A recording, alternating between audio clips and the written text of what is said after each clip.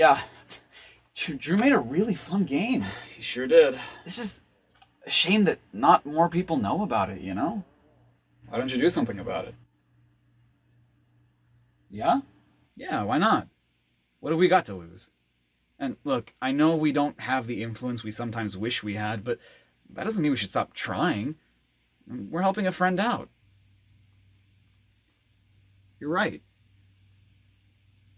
Hey everyone, real quick before the video starts, chances are that if you're watching this video, you're like me and enjoy a good indie title, and I want to give a shout out to C.A.R.L, a classic-style 2D puzzle platformer developed by my buddy Andrew Kennedy, who you may know better as Nintendrew, in collaboration with Morningstar Game Studio. Now, this isn't sponsored, Drew didn't ask me to do this, in fact, I don't think he's even gonna know I did this, but I wanted to talk about it because, well, yeah, I might be a little biased because he's my friend, I genuinely think it's a good game that a lot of you will enjoy. You play as the robot C.A.R.L, the computer-automated resource locator, trying to uncover the sinister secrets behind Kent Industries, and in doing so, help save other bots, all while gathering collectibles that will help you on your quest. The game is full of interesting mechanics, fun character designs, and super funny dialogue. Drew's like one of the funniest dudes I know, and this game is bursting with his sense of humor. And dude, the music is amazing. The chiptunes that he composed keep surprising me with every level I play. If you like games like Undertale, Cave Story, Super Paper Mario, you'll vastly enjoy C.A.R.L and the story and the characters it has to offer. I think what I enjoy the most in terms of its design is how much more powerful you feel the more you play the game and the more features you unlock, which incentivize you to go back and collect everything in each stage. It's super cool. And I love how some of the collectibles open up entirely different parts of the game, such as mini games, a jukebox, character bios, new weapon and character upgrades. There's so much to do. If you're interested, you can pick up the game on PC and consoles, which is amazing. I'm super proud of Drew in the game that he spent years wanting to make and finally has been able to present to the world. Please go show him some love if you can, and I really hope you enjoy playing C.A.R.L as much as I have. Okay, on with the show.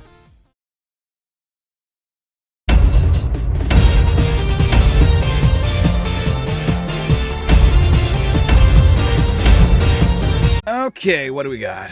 Everyone keeps telling me to play this game. I wonder what... Oh, because it's like Sonic the Hedgehog. I see. I can do this all day! What is this hideous creature? Stay back! Oh no! The Duckman comes with me! Duck Man? I don't know why, considering that a lot of media that uses anthropomorphic characters does this, but in this particular instance, it was weird to me that Serpentine specifically calls Torque a duck man, because not only would he most likely not even have the concept of what a man is, but there's no other duck around, so you don't need to qualify what duck you're talking about. You've been following me this whole time, haven't you? Duh. I take it you know this guy. Girl. This girl? She's like my tail, always right behind me. Yeah, I guess she kinda is like your tails. We have to talk to you. The Kingdom Stone is in danger. Don't be ridiculous. Nothing gets past my nose. Will you just listen for a minute? What is the meaning of this? So I've been in the video making game for, Jesus Christ, about half my life now, and in that time I've had to do a lot of my own audio engineering, and I'm pretty particular when it comes to voice acting, microphone quality, and all that. And while I completely understand that this was an indie game that didn't have many hands on it, not a huge budget either, you can really tell that not only were different microphones used, which is totally fine, most productions have actors that use their own microphones, but that there were no sound mixers to make sure that the actors all sounded balanced and like they occupied the same space. It's particularly noticeable in this scene because of there being 4 different characters and the lack of music only having environmental sounds. To piggyback off that nitpick, I'm gonna be a bigger bitch and point out something that as a dude who loves animation, can't help but be bothered by how these characters snap to poses with no in-between frame sometimes. And that may have been a stylistic choice or a limitation, but I point it out because dude, look at C.A.R.L's tail animation. It's so good, so fluid, and it makes me wish the rest of the game had the animation that this tail has. And just as a side note, I think it also bothers me because the lip syncing isn't all that great either, which is frustrating because about 95% of the rest of the game is animated super well.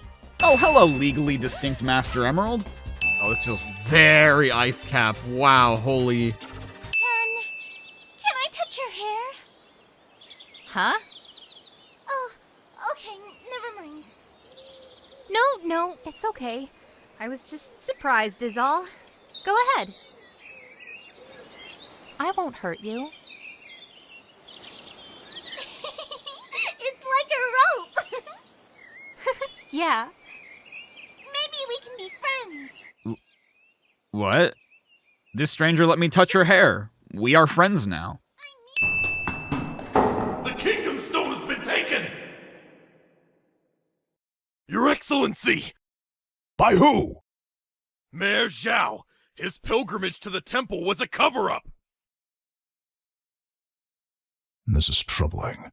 Zhao may be a buffoon. Hold on, is it Zhao or Zhao? Because it's spelt Zhao, and certain characters like the Magister and, well, Zhao himself pronounce it the way it's spelled, but then Lilac and General Gong pronounce it Zhao. Considering he's a prominent figure, it's just weird to me that the characters can't agree on how it's pronounced. Or, you know, maybe this game just didn't have a voice director. That could be a reason too. This could work to our advantage. Get me the king's son. Where do your duties lie, Prince? Well, considering that you killed his father and that you're keeping him in power as your puppet, wouldn't Dale be the king now? Wow, we even have our own version of the tornado. That's pretty cool. Well. You! Over there! He's royalty? You have to bow! Oh, Dude, C.A.R.L, even the alien knew that. Also, I just noticed this, but doesn't Milla look like if you mix Cream the Rabbit with Terriermon? An alliance with Shang Tu. What a lovely idea. Oh, hey, Magister. Sorry about ambushing your soldiers and desecrating your temple. Let's go frolicking in the woods together with our makeup and pretty dresses. Do you like to wear makeup and wear pretty dresses? I say that's sexist, but I know that's just how some dudes roll, and if that's your thing, it's cool. I just don't see how it's relevant to your sarcastic argument. If you listen closely to Sky Battalion's music, you can hear bits of Flying Battery Zone from Sonic 3. I mean, just look at the stage. I really didn't want to do this, but Dale's Kujacker sucks to fight as Lilac, mostly because of how much he's moving while we try to hit him. It wouldn't be as bad if the targets we had to hit, as well as Lilac's own attacks, weren't so small. Making him bob and weave just makes it that much more annoying. Another thing that really aggravates me is his electric ball attack, because while, yes, in theory, it's easy to avoid, it comes out pretty quickly, making it tough to dodge when you're close to the boss, which you have to be in order to damage it, and it's not helped by the fact that there is zero telegraphing the move. And let that be a preview of what's to come. How long have you been away from your parents? I'm not sure. It feels like a really long time. And you've been alone in the woods ever since? Yeah. I hope this doesn't sound weird, but that's kind of impressive. I wouldn't survive a day without my treehouse. What are you talking about? You're a kick-ass water dragon that's taking on an alien and his robot army. I think you'd be fine without your treehouse for a day or two. It's my understanding that Shui Gong is now in possession of the Kingdom Stone. Not exactly, Your Greatness. Someone else has it. Explain. It's been taken by a warlord named Brevon. He has been manipulating the three kingdoms into waging war. And you have proof of this. This is a fragment of one of Brevon's machines. Have your scientists examine it. You'll find that its mineral composition doesn't match anything that's built on your world. Or, you know, you could just take off the beak. Everyone ends up finding out that you're an alien and it yields no consequences for you anyway, so I feel like that would be a way stronger piece of evidence. You were quite the fortune teller yesterday, so I couldn't resist doing a little background check. Not only have the two of you been stealing crystal shards. I mean, I wouldn't call it stealing. There are a bunch of crystal shards out in the open all over Avalice. Detain them until further notice. Make sure the commander and his evidence are properly quarantined. Hey, easy! Magister, please! We don't have time for this! You're right. Take them away immediately. Examine the fragment! Examine it! He said he would. That's the least of your concerns right now. Not for nothing, but why would you separate Team Lilac from Torque? Wouldn't it make more sense for all of them to be locked up separately so they can't conspire something? Oh, I got it now. First we'll both switch clothes, and then I'll switch with Milla. And then when they... This way! Huh? I can dig through here. Very convenient that that one patch of dirt exists in this very cell when everything else here is made out of brick. Wait! Tell the Magister, I want to confess. Confess to what? You're already imprisoned and made it clear that, yeah, you did work for the Red Scarves at one point, but don't anymore. What kind of moron would help steal the Kingdom Stone and then willingly return to the people who sent you to negotiate with a rival kingdom? Since you have displayed integrity in revealing this farce, I will release your friend. But this does not change your own fate. You and your companions have lied to us, and in doing so have wasted our time and resources. You will remain imprisoned until I deem otherwise. So, nothing has changed. I mean, yeah, Torque gets to go, but why would you trust that part of our story but nothing else? In that case, let Milla go too. She was never a part of the Red Scarves. We need more evidence. But what about you guys? We'll catch up with you. Busting out of here will be a piece of crab cake.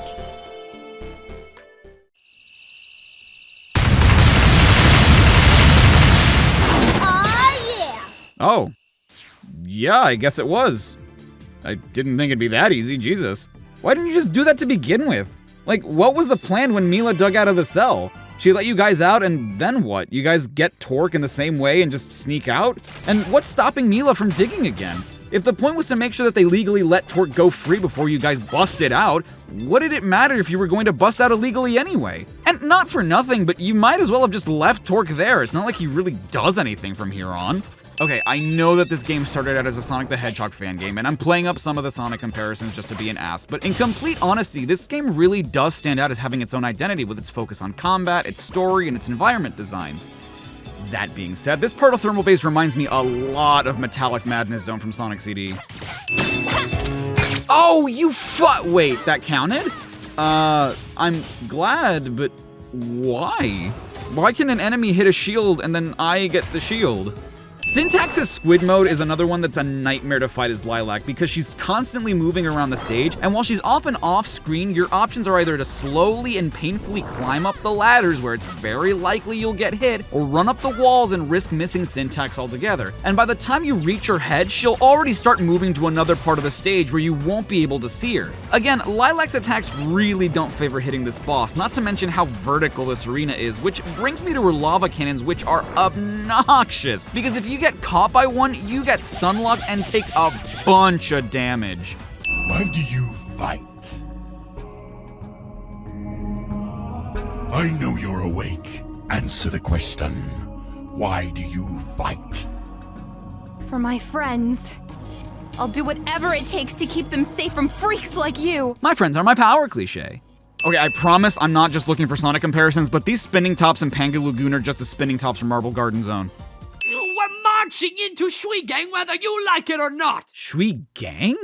God damn it, I've heard literally every other character pronounce the name of this kingdom as Shui Gong. But then again, what can you expect from a guy who calls the biggest threat to their world Mr. Brevon? It's really you! You came back! I came back? C.A.R.L was the one who left. The Absolution is a bitch to fight when you don't know its patterns, because the thing is massive and it's got a weenie teeny widow hitbox that you can only hit once before it jumps up again, shoots multiple beams which are stupid difficult to avoid unless you stay behind the ship, and each deal a third of your hit points worth of damage, and if you miss dodging its charge attack, you might as well be dead. Okay, so don't get me wrong, I really appreciate it, like holy bananas do I appreciate it, but what's the point of a life-based system when I have infinite continues? And what's the point of a continue system when continuing puts me at the exact point I was before I got a game over anyway? Okay, I promise this is the last one, but this part of Battle Glacier is giving off some serious Sonic 3 Death X Zone vibes.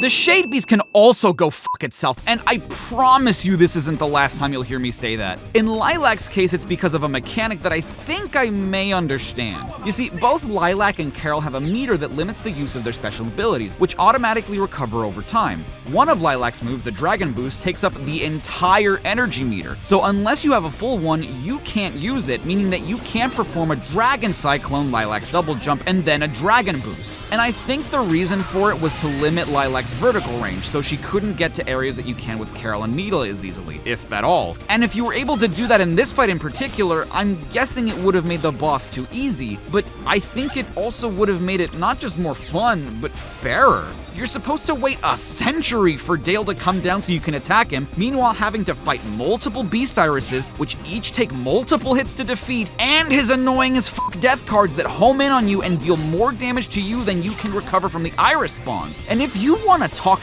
damage, his Aura Burst attack, which you again have to dodge while dealing with Beast Irises, can also stun lock you. Just fun all around, but no, by all means, don't let me Dragon Boost after a Cyclone. There's a part in Final Dreadnought 1 where you're led to believe you've reached a dead end and they throw like 1,000 enemies at you at once and no real indication that you're supposed to go up other than a platform that is barely visible on screen, which if you're in a frantic panic, you most likely won't catch the first time.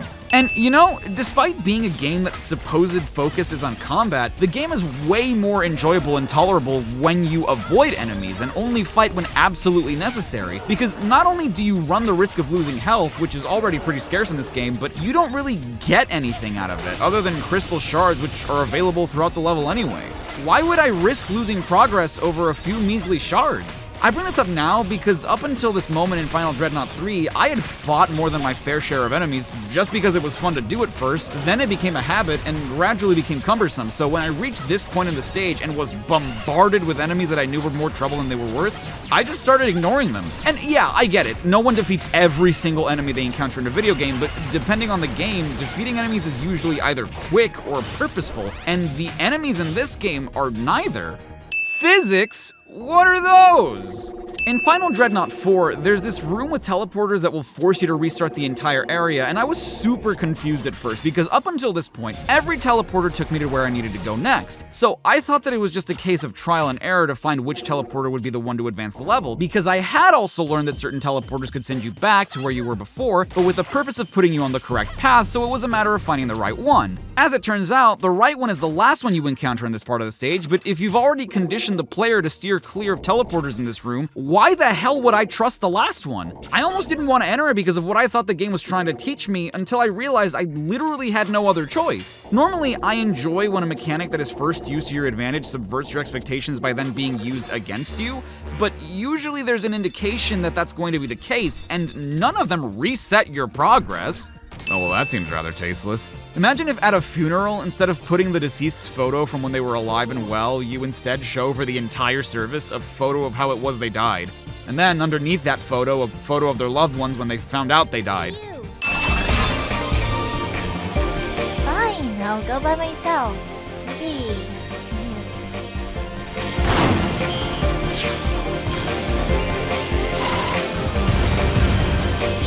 I better help. Wait, now you feel like helping? What, the threat wasn't big enough when Lilac wanted to help? I just climbed the ladder while riding a motorcycle.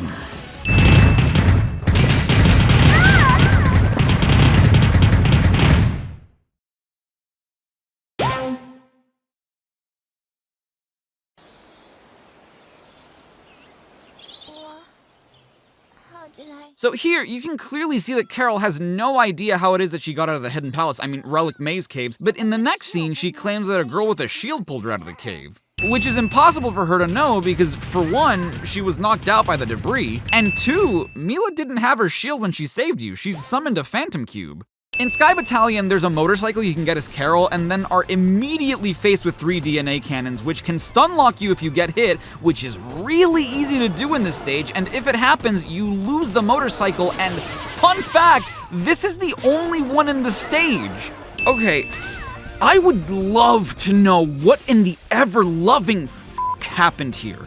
Because as you can see, I'm standing in between the lasers, am perfectly safe, and when the lasers disappear, I died. Now, I have 2 theories as to how this may have happened, and I'm gonna play the footage again really slow. For one, the shaking camera may have accidentally displaced C.A.R.L to be in the line of fire, and it only took effect on the last possible frame. Or the Kujacker may have begun flying my way, and its hitbox was active where C.A.R.L was before the animation had a chance to play out. Because you'll notice that the wing flap pretty much lines up with where I was standing when I died. Either way, it's a bunch of bullshit.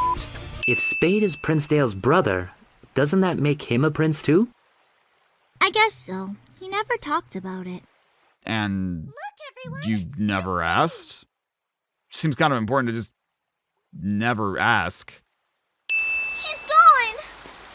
She actually went through with it? Big surprise. Are you mad at her? I'll get over it, I guess.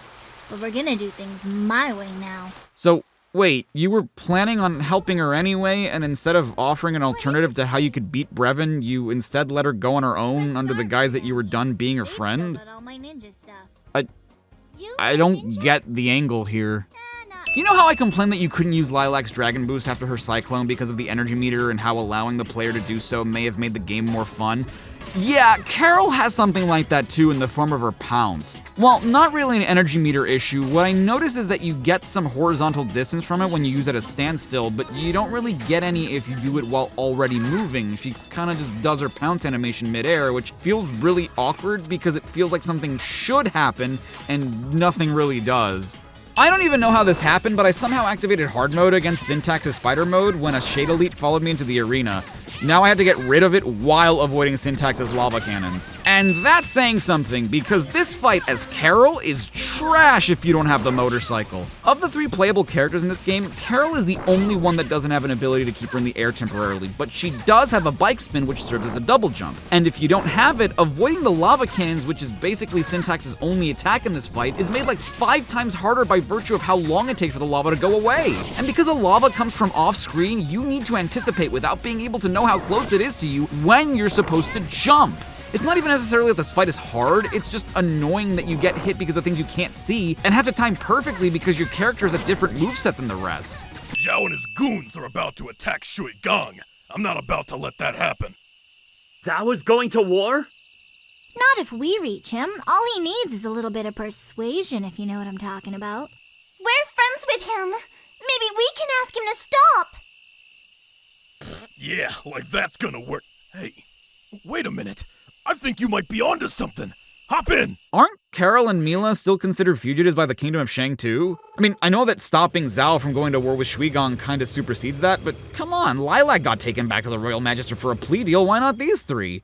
The fight against Prince Dale's Shade Beast should be one of the easiest to do with C.A.R.L because of her ability to wall jump, but the thing is, much like her Pounce attack, she struggles to get a lot of horizontal distance and often ends up falling when you try to jump off a wall and toward Dale, particularly because the ability was designed to climb vertically, not to kick off and go far horizontally. And just that one little change would have made this fight so much more fun than it ends up being. C.A.R.L's fight against Brevon's power suit was without a doubt the most obnoxious fight in this game for me. Already, the suit is pretty tall, and like I said, unless you have a motorcycle with you, you can't double jump, meaning that it's already difficult to land a hit on this thing. Now, couple that with the fact that this thing can fly and is constantly moving, not to mention how powerful each of its attacks are, and its Aura Blast being able to, say it with me, stun lock you, makes no part of this particular fight fun to do. So, as you can clearly see in my stage complete screen, it took me 31 minutes to beat Final Dreadnought 4, 20 of which were spent trying to beat all 3 final bosses, so imagine my surprise when I saw that I had unlocked the Final Dreadnought 4 speedrunner achievement. Initially, I thought it was insane that it took me that long, but that the game still considered that I beat it quickly. Like, I was left wondering exactly what the standard time to beat this is. But as it turns out, the time to beat is 8 minutes, so I was close. I didn't actually get the achievement on Steam, as I shouldn't have, but why did the game think that I had beat it faster than I did? Okay, that's just straight up Yoshi's Flutter Jump. In fact, with all these green pipes, you could have fooled me into thinking this was originally meant to be a Mario fan game. When I was playing through Milla's story, I noticed something really weird about this cutscene and had to watch back this part of my Lilac playthrough to make sure I wasn't seeing things, but in Milla's version of this cutscene, Lilac's hair is short for some reason. I'm guessing that her hair is on a separate layer, and that layer wasn't included in this version by accident. That or it's a rendering error. And I know that it's a thing in Milla's story specifically because not only does C.A.R.L's version use Lilac's cutscenes basically scene for scene during this part, but I had to play through Milla's first 2 stages twice because I forgot to hit the record button when playing them the first time, and when I watched this cutscene again, I noticed the same thing. Where'd Lilac's hair go? Am I crazy? Yeah. Is this ever explained? Because again, I don't know. This cutscene is wrong again, and I don't remember if it was ever explained why Lilac's hair is short in this cutscene. And I don't remember if it is this way in C.A.R.L, because I think I skipped it in C.A.R.L's story. I don't remember if it's this way in Lilac's story. I know that we'll sometimes see the perspective of other characters in the story, particularly Brevon, but why are we watching Lilac's confession and her explaining the escape plan to Torque and Milla's story? She wasn't even there for those things. C.A.R.L and Milla have a level that's exclusive to them since they never visit Pengu Lagoon, Trap Hideout, and one thing that I remember saying for both C.A.R.L and Milla's playthroughs was, just because you're able to do something doesn't make it fun, and my prime example of what I mean is the boss fight against Spade as Milla. With C.A.R.L, you have to defeat 99 ninjas before you can take on Spade, and overall it's not that bad. It's almost like they designed this with C.A.R.L in mind. Milla, however, only has to fight 15 of them before fighting Spade, and oh boy, is there a reason for that. Not only does Milla not have an energy meter the way Lilac and C.A.R.L do, but she only has 4 health points compared to the other girls' 7. And on top of that, the way she attacks is very different from them as well. She has an attack and a shield button, but letting go of her shield button allows her to do her shield burst, which is the quickest way to attack with her, albeit pretty imprecise since doing so stops you in your tracks. And the actual attack that Milla has is her Phantom Cube, which takes a bit to summon, and can also be pretty imprecise because of having to throw an object rather than attack directly. Now, so far, everything I've explained may make it seem like Milla is the worst character, which, you know, is up for debate, it really depends on your taste, but the advantage Milla has, at least supposedly, is that her attacks deal much more damage than either Lilac's or C.A.R.L's. I say supposedly because I never really noticed a difference when it came to fighting bosses, only regular enemies. And this is relevant because Spade is so ungodly fast, and the never stops moving, that it's a wonder I was able to beat him as Milla at all. Like I said, yeah, you can do it, but that doesn't mean it's fun to do. One of the worst parts of Milla's minuscule health comes into play during Final Dreadnought 2. With Lilac and C.A.R.L, I didn't bat an eye at this part, but because of the nature of how Milla's attacks work, you have to deal with upwards of 5 enemies shooting projectiles at you at the same time, while only going after one that won't stop moving, with attacks that are wildly easy to miss, and 2 enemies that respawn shortly after you deal with them. It is way too much hassle just to do the one thing to advance through this level, all because the way your character works wasn't designed for this level. You can do it, but it's a pain in the ass. Milla's story, as we've seen, differs slightly from Lilac and C.A.R.L's here and there, and one of the funniest examples of that is during the ending. Normally, Lilac and C.A.R.L fight a mutant version of Milla and comfort her when she apologizes to them for attacking. That never happens in Milla's story, though. Instead, Milla comes across a passed-out C.A.R.L, and she's the one to wake up in the tent after we defeat Brevon, and asks if they had won. Lilac says that they did win, and the next cutscene plays out the way that the other 2 stories do, with Lilac lamenting that they didn't save the Kingdom Stone and Brevon got away. Yeah, they defeated Brevon in a fight, but failed at their main objective. It just reads like, yay, we won, but aw, we lost.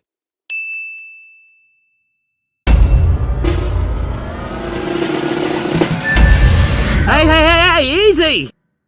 Hey everyone, Char5 here.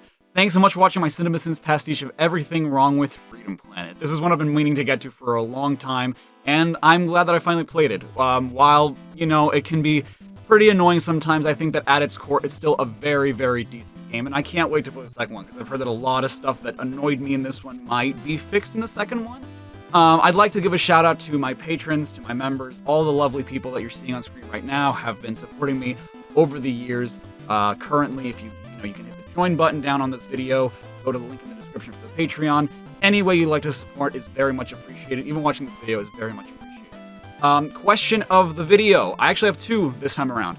Who is your favorite character to play as, and what stage is your favorite stage to play? Because there's variety in this game, and I really, really like it. I think that for me, overall, I think Lilac was my favorite character to play as, and I think that my favorite level is, oh god, I forget the name of it. Fortune Knight, that's the name of the stage. Yeah, I really love the aesthetic of it. I love, like, the overall vibe of this game. I think that that's why, like, there's so many different levels, themes, and, like, the music is really good that I just really, really enjoyed, and I hope to see more of that in the second game. But yeah, check out C.A.R.L if you haven't. Link will also be in the description for that. As always, stay safe and stay awesome. This is Char5, signing off.